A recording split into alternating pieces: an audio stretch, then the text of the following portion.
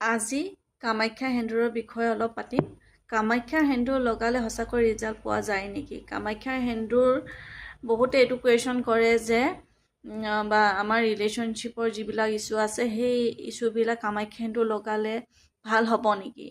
হয়, কামাখ্যা সেন্দুৰ লগালে আপোনালোকৰ সেই ৰিলেশ্যনশ্বিপ ভাল হ'ব, কিন্তু আপোনালোকে সেন্দুৰখিনি লগালে সদায় পজিটিভ মাইণ্ডছেট লৈ লগাব। সদায় মা আশীৰ্বাদ ব্লেছিং আপোনাৰ লগত থাকিব। মই নিজেই লগাই আছোঁ 17 দিনৰ পৰা আৰু মই বহুত ধুনীয়া বেনিফিটছ পাইছোঁ। সেইবাবে মই গেৰাণ্টি দিব পাৰোঁ যে আপোনালোকে 100% ৰিজাল্ট পাব। এতিয়া বহুতে আৰু এটা কুৱেশ্যন কৰে, বাট তুমি কামাখ্যা সেন্দুৰ বনাবলৈ মানে নিশিকোৱা নেকি? সেইটো এটা কুৱেশ্যন কৰে। হয়, মই বনাবলৈ নিশিকাওঁ, কিয়নো কামাখ্যাৰ সেন্দুৰটো সকলোৱে বনাবলৈ শিকিব। পইচাটো ডাঙৰ কথা নহয়, কিন্তু প্ৰচেছখিনি কেনেকৈ তেওঁলোকে মেইনটেইন কৰিছে সেইটো ওপৰত দৰকাৰ। তেওঁলোকে বনাবলৈ শিকিব।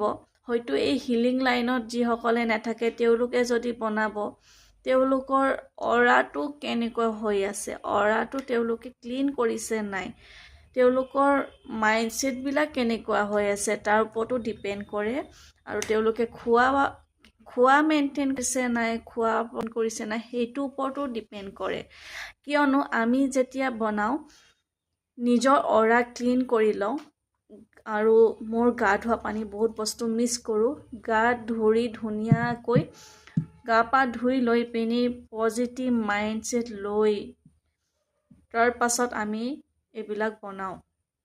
যেতিয়া বনোৱাৰ পাছত আমি খোৱা মানে পিঁয়াজ পৰ্যন্তলৈকে আমি বাছি খাওঁ। লগতে খোৱাৰ পৰা শোৱালৈকে আমি মেইনটেইন কৰোঁ, বহুতখিনি নিয়ম পালন কৰোঁ। আৰু যিহেতু পজিটিভ মাইণ্ডছেট লৈ আমি বনাওঁ, যিহেতু সেইটোৰ ওপৰত বহুত ডিপেণ্ড কৰে। এতিয়া ধৰি লওক বহুতে শিকিব, হিলিং মডেলিটিত থকাখিনিৰ কাৰণে ঠিকে আছে। যদি তেওঁলোকে হিলিং লাইনত নাই, তেওঁলোকে অৰা ক্লিন কৰিব নাজানে, ঠিক আছে, তেওঁলোকে বনোৱাৰ পাছত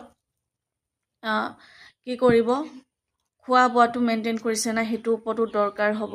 লগতে তেওঁলোকে বনোৱাৰ পাছত যদি মোবাইলত কিছুমান ভিডিঅ' চাব, যিবিলাক ভিডিঅ' মানে নিগেটিভ পজিটিভ দুইটা সোমাই থাকিব পাৰে, তেনেকুৱা ধৰণৰ ভিডিঅ' চাব। আৰু তেওঁলোকৰ কথা বতৰাবিলাক কেনেকুৱা, কি পজিটিভ নিগেটিভ কেনেকুৱা ধৰণৰ, তেওঁলোকৰ ঘৰখনত কেনেকুৱা এনাৰ্জি চলি আছে, সকলোবোৰ ডিপেণ্ড কৰে।